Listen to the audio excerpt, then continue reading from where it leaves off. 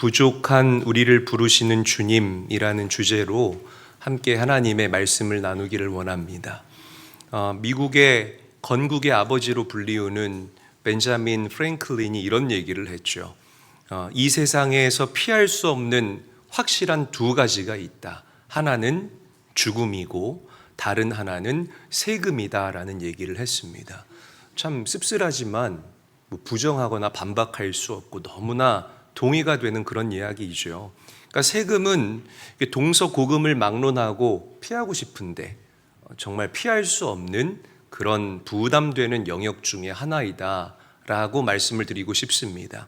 자, 오늘 본문에는 이렇게 사람들이 부담스러워하는 영역인 세금을 거두어 들여서 자신의 이속을 챙기고 자신의 배에 기름칠을 했던 한 사람이 등장을 합니다. 바로 오늘 말씀의 주인공인 세리 마태라는 사람이에요.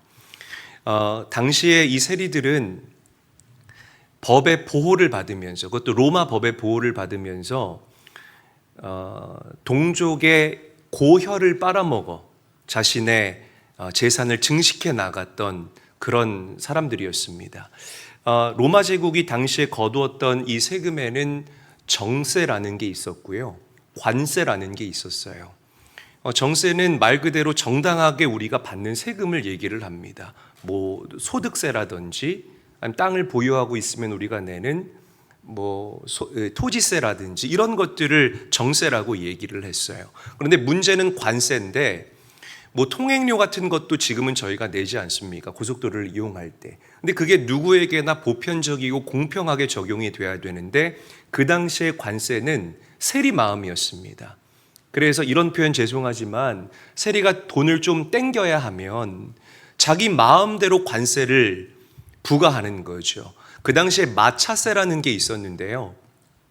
마차세가 누구에게나 보편적으로 적용되면 이게 문제가 되지를 않아요. 근데 세리가 기분이 좋지 않거나 저 사람에 대한 복수심 혹은 돈이 많이 필요하게 될 경우에 마차의 바퀴수에 맞춰서 세금을 걷어들여요. 너 마차의 바퀴가 8개니까 1,600만 원 세금 내. 이런 식으로 막 세금을 자기 마음대로 걷어들이는 겁니다. 물고기세도 있었는데 물고기세도 보편적으로 적용되면 아무 문제가 없지만 돈이 좀 필요하면 물고기 지느러미가 2개니까 너 2,400만 원 헌금 내.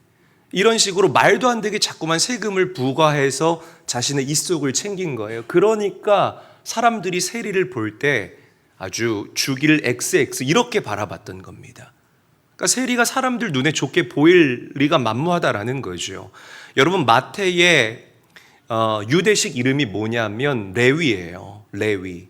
우리가 잘 알다시피 레위는 이스라엘 역사에서 최후의 보루, 마지막까지 이스라엘의 역사를 움켜쥐고 지켜나갔던 그런 족속 아닙니까? 레위 족속들이 어디에서 일했어요? 1번 성수동, 2번 성전. 어디에서 일했습니까? 성전에서 일했죠. 성전에서 일했던 족속들이 레위 족속이에요. 그러니까 마태의 그 어린 시절을 우리가 가늠을 해볼 때에 믿음의 가정에서 마태는 부모님에게 철저히 하나님을 바라보고 하나님을 경외하는 하나님 신앙을 교육받고 자랐던 사람이었다라고 우리가 생각할 수 있을 거예요. 그런데 그런 레위, 그런 마태가요, 돈 때문에 하나님을 멀리하는 그런 안타까운 인생을 살게 된다는 겁니다. 여러분, 정말 죄송하지만 말씀의 도입부터 이런 말씀 드려 죄송합니다. 우리 주변에도 세리 마태와 같이 생각하고 세리 마태와 같은 그런 가치관을 가지고 있는 사람들이 있습니다. 결국 남는 건 돈뿐이야. 돈으로 다 할 수 있어. 돈으로 못할 게 뭐가 있어. 돈으로 사람의 마음 살 수 있고 자리도 살 수 있고 전도사님들의 마음 살 수 있고 목사님의 마음도 살 수 있어. 그렇게 생각하는 사람들이 있는데요, 천만의 말씀이라는 사실을 우리 성도들이 반드시 알아야 돼요. 물론 성경에서는 물질이 죄악이라고 이야기를 하지 않아요. 성경에서는 분명히 물질의 축복에 대해서 언급하고 있고요, 우리가 정당히 노동해서 벌어들이는 그 대가에 대해서는 절대로 성경이 죄악이라고 이야기하지 않습니다. 문제가 무엇이냐면 물질 가지고 하나님을 기만하는 것. 이게 죄악이라는 거죠. 물질 때문에 하나님을 속이고 하나님을 기만하고 물질 때문에 사람이 사람을 버리고 사람다움을 잃어버리는 것. 이것이 큰 문제라고 성경은 오늘 저와 여러분들에게 이야기하고 있다는 겁니다. 돈 때문에 민족을 버리고 하나님 신앙을 떠나버렸던 사람이 마태였다는 거죠. 사랑하는 저희 교회 성도 여러분, 혹시 여러분들 마음에 물질이 하나님보다 앞서가고 계시는 그런 성도님들이 계신다면, 여러분들 인생의 가치가 돈, 그저 물질이라면 오늘 그 가치관을 내려놓으시고 주님 앞으로 회귀하시는 은혜가 있게 되시기를 주님의 이름으로 축원합니다. 하나님과 동행하는 것, 주님의 은혜의 그늘 아래 살아가는 것이 1억만금을 얻는 것보다 훨씬 더 복되고 훨씬 더 가치 있는 일이라는 사실을 우리 성도님들이 잊지 말고 명심할 수 있는 오늘 시간이 되시기를 바랍니다. 자, 그런데 예수님께서 그런 부족한 마태를 불러주세요. 말씀 읽어볼게요. 마태복음 9장 9절 말씀 우리 함께 한 목소리로 읽어보도록 하겠습니다. 시작. 예수께서 그곳을 떠나 지나가시다가 마테라 하는 사람이 세관에 앉아 있는 것을 보시고 이르시되 나를 따르라 하시니 일어나 따르니라. 자, 여기 보시고라는 이 동사를 제가 강조해 놨어요. 왜냐하면 그 당시에 바리새인들과 서기관들, 종교 지도자들은 이게 세리라는 그런 족속들이 있잖아요. 그러면 그들을 보지도 않았기 때문이라는 겁니다. 만약에 여기 세리 한 사람이 앉아 있으면 이쪽은 보지도 않는 거예요. 여기만 보고 메시지를 전하는 거예요. 그런데 예수님께서는 그렇게 많은 사람들이 손가락질하고 기피했던 그 세리 마태를 보시고 그를 불러주셨다는 거예요. 할렐루야. 그러니까 예수님의 시선은 언제나 사람들의 시선과 달랐다는 사실을 우리가 이 말씀을 통해서 깨달을 수 있어야 합니다. 사람들은 세리 마태를 볼 때에 죄인, 동족의 고열을 빨아먹는 벌레 같은 사람, 이렇게 바라봤을지 모르겠지만 예수님께서는 그 가버나움 지역에 정말 하나님의 말씀이 필요하고 하나님의 말씀이 부어졌을 때에 하나님 나라의 위대한 일꾼으로 사용될 수 있었던 그 마태의 중심을 보셨다는 것이에요. 비슷한 이야기가 요한복음 1장에도 나오죠. 베드로의 형제였던 안드레가 베드로를 예수님께 소개해요. 자, 그때 예수님께서 베드로에게 이렇게 말씀하십니다. 말씀 읽어보겠습니다. 요한복음 1장 42절 말씀 함께 읽겠습니다. 시작. 내가 요한의 아들 시몬이니 장차 게바라 하리라 하시니라. 여러분, 시몬이라는 이름의 뜻이 무엇이냐면 귀가 얇은 사람이라는 뜻이에요.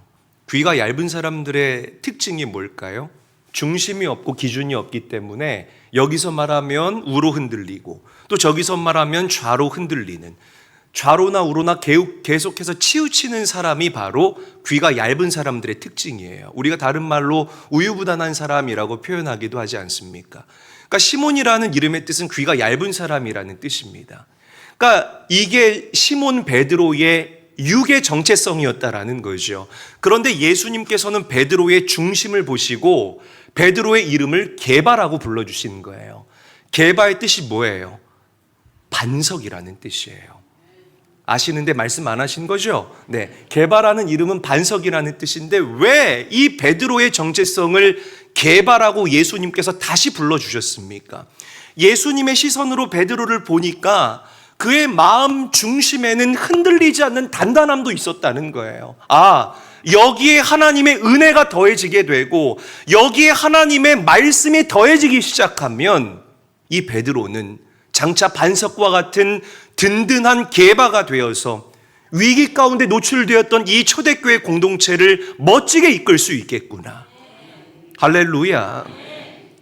예수님은요, 언제나 우리 사람의 겉을 보시지 않고 우리의 과거와 우리의 현재와 우리의 미래를 종합적으로 바라보시면서 우리를 불러주시고 우리에게 은혜를 공급하여 주시고 부족한 우리를 사용하여 주시는 하나님이라는 사실을 잊지 말고 기억하시기를 바랍니다.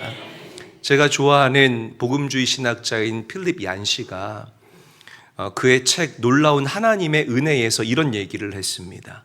제가 읽어드리겠습니다. 은혜는 우리가 사랑받을 만한 행동을 했기 때문에 주어지는 것이 아니다. 은혜는 하나님이 우리를 사랑하시기로 선택하셨기 때문에 우리에게 임한다. 하나님의 눈은 우리의 죄를 보시지만 그 죄의 두꺼운 껍질 밑에 숨겨진 그분의 형상을 결코 놓치지 않으신다.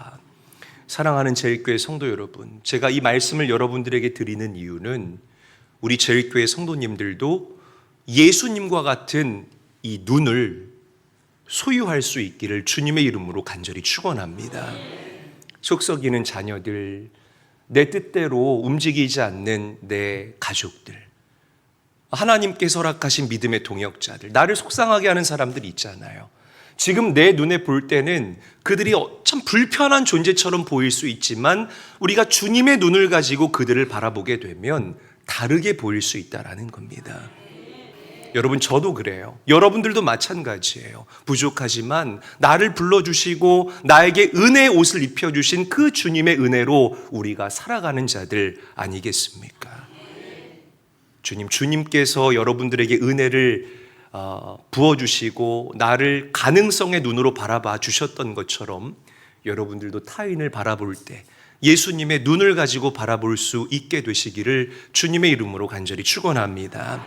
자, 또 한 가지 주목해야 될 것은 예수님께서 나를 따르라 라고 했을 때에 마태가 주저하지 않고 벌떡 일어나서 예수님을 따랐다는 거예요. 말씀 읽어볼게요. 마태복음 9장 9절 말씀 함께 읽겠습니다. 시작. 예수께서 그곳을 떠나 지나가시다가 마테라 하는 사람이 세관에 앉아 있는 것을 보시고 이르시되 나를 따르라 하시니 일어나 따르니라. 아멘. 여러분, 참 놀라운 일이 아닐 수가 없죠. 돈 때문에 세리가 되었고 돈 때문에 나라도 버리고 민족도 버리고 하나님도 버렸던 그가 예수 그리스도의 말씀 한마디에 모든 것을 내려놓고 주님을 따르게 됐다라는 것입니다. 그러니까 예수님이 보실 때에 이 마태의 중심은요, 익을 대로 익은 과일과 같이 보였다는 거예요. 정말 그 영혼 깊은 곳에 하나님을 향한 그 갈망이 살아 숨쉬고 있다라는 그 자그마한 가능성을 보시고 주님께서 그곳에 말씀을 던져 넣으셨다라는 것입니다. 사랑하는 제일교회 성도 여러분, 우리의 믿음과 신앙의 근원은 하나님의 말씀입니다. 믿으시기를 바랍니다.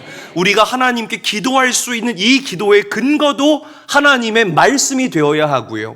우리가 사업하고 가정생활하고 이 땅을 넉넉하게 살아갈 수 있는 그 에너지원과 동력도 하나님의 말씀이 되어야 할 줄로 믿으시기를 바랍니다. 믿음은 들음에서 나는 것이에요.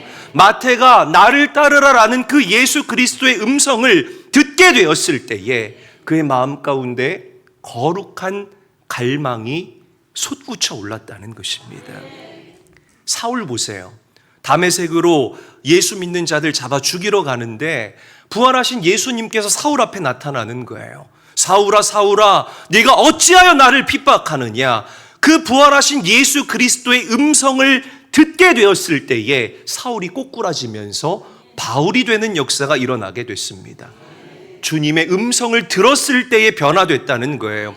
마틴 루터도 주님의 음성을 들었을 때 변화되었고, 존 웨슬리 목사님도 로마서 주석 서문을 읽어 내려가다가 하나님의 말씀으로 가슴이 뜨거워지는 그 역사가 올더스게이트 거리에서 일어나게 됐다라는 겁니다. 여러분들도 언제 구원받았습니까? 말씀 가운데 나를 찾아오신 예수를 만났을 때 우리가 구원받게 된 거예요. 말씀 위에 세워진 그 믿음과 신앙, 그리고 여러분들을 부르시는 그 주님의 음성을 들을 수 있는 은혜가 함께 계시기를 주님의 이름으로 간절히 축원합니다. 요한복음 5장 25절 함께 읽어볼게요. 한 목소리로 읽습니다. 시작. 진실로 진실로 너희에게 이르노니 죽은 자들이 하나님의 아들의 음성을 들을 때가 오나니 곧 이때라. 듣는 자는 살아나리라. 아멘. 저를 따라합니다. 듣는 자는 살아나리라. 더 크게 따라합니다. 듣는 자는 살아나리라. 우리가 하나님의 자녀로 살고 그 영원하신 하나님의 나라를 유업으로 받기 위해서는 오늘 이 예배 가운데 나의 이름을 부르시는 그 주님의 음성을 들을 수 있어야 합니다. 들을 귀가 열리는 은혜가 있게 되시기를 다시 한번 주님의 이름으로 간절히 축원합니다. 자, 이제 예수님이 불러주셨잖아요. 그 음성을 듣고 예수님을 따르기로 결정했던 이 마태가 너무 기쁜 거예요. 그래서 잔치를 엽니다. 그런데 그러니까 오늘 이런 거죠. 세리 마태가 이 남동구의 세리인데, 세리 친구가 누구예요? 세리죠. 그래서 연수동 세리도 부르고 저희 구월동 세리도 부르고 또 어디 있어요? 저기 미추홀구 세리도 부르고 다 부른 거예요. 그러니까 그 집안에 세리가 가득한 거예요. 근데 그 당시에 이 사람들이 세리하면 막 염증 반응을 일으켰잖아요.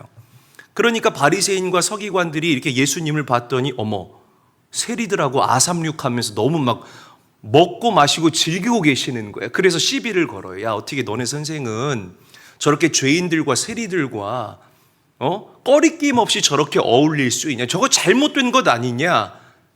자, 그때 이 음성을 들으신 예수님께서 이렇게 말씀하십니다.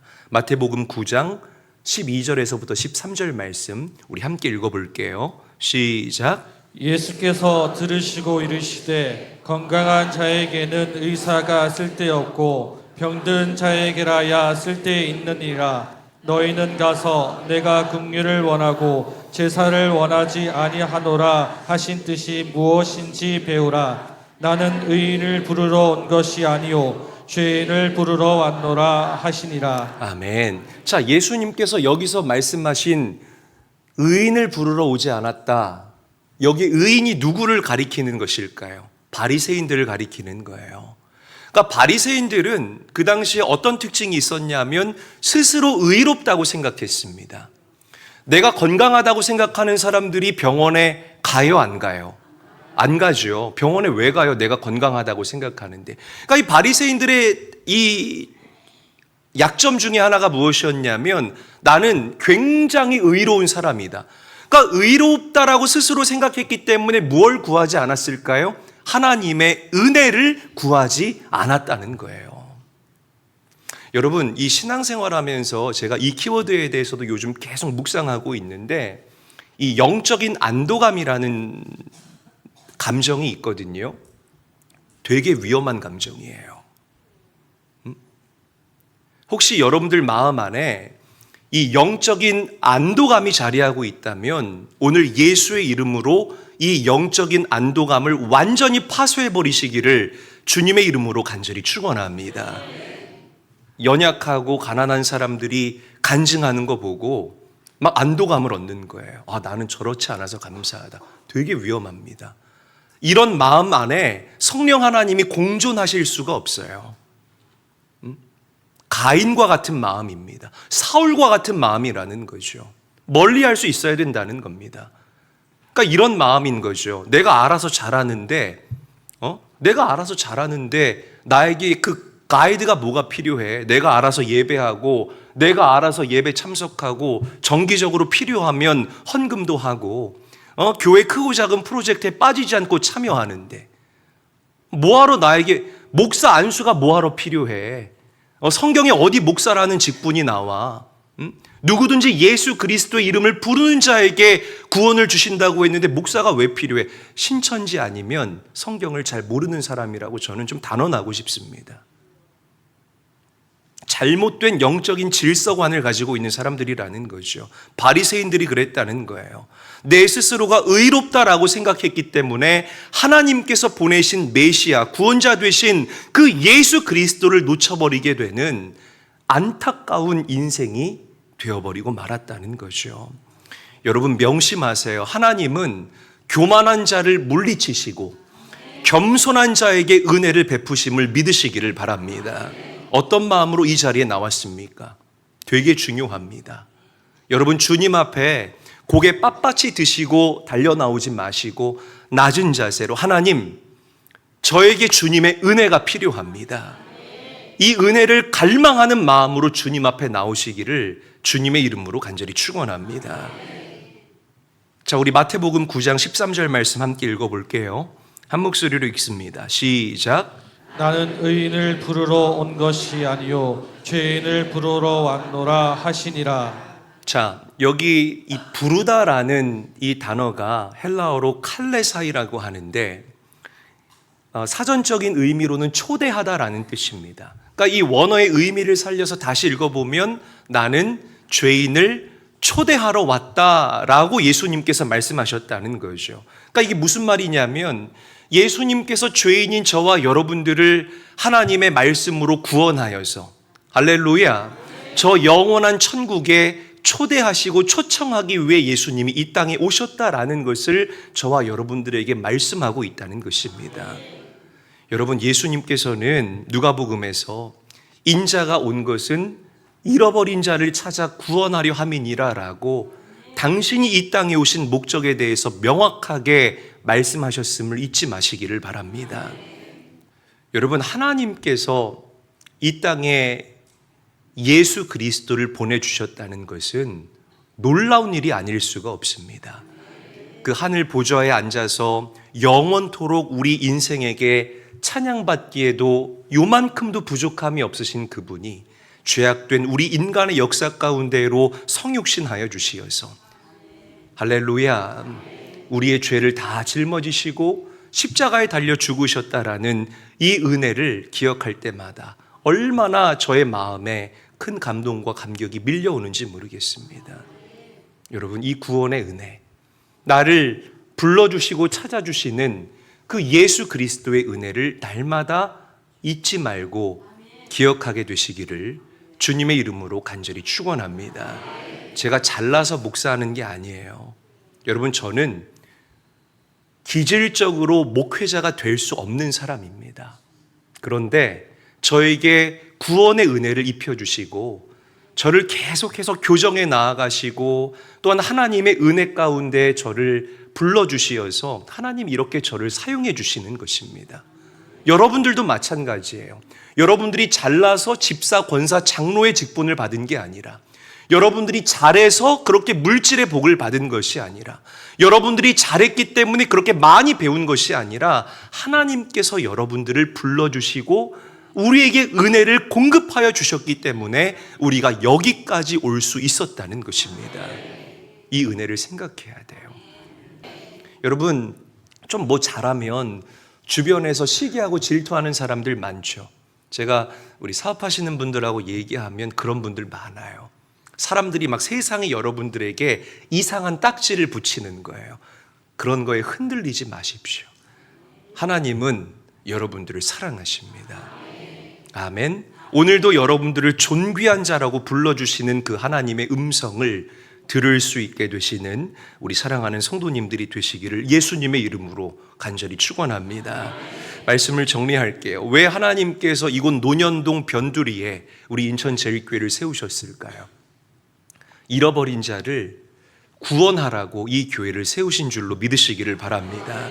주님 오시는 그날까지 예수님께서 그렇게 하셨던 것처럼 죄인들과 사회적인 약자들과 연약한 자들과 배움이 없는 자들과 가난한 자들, 그런 사람들에게 복음을 전해서 하나님의 은혜로 그들이 하나님 나라의 일꾼이 되게 하는 것, 이것이 주님께서 저와 여러분들을 먼저 불러주신 이유이고 목적이고 우리의 사명이라는 사실을 잊지 말고 기억하시기를 바랍니다. 여러분, 힘써서 복음을 전하시는 우리 사랑하는 제일교회 모든 성도들이 되시기를 예수님의 이름으로 간절히 축원합니다.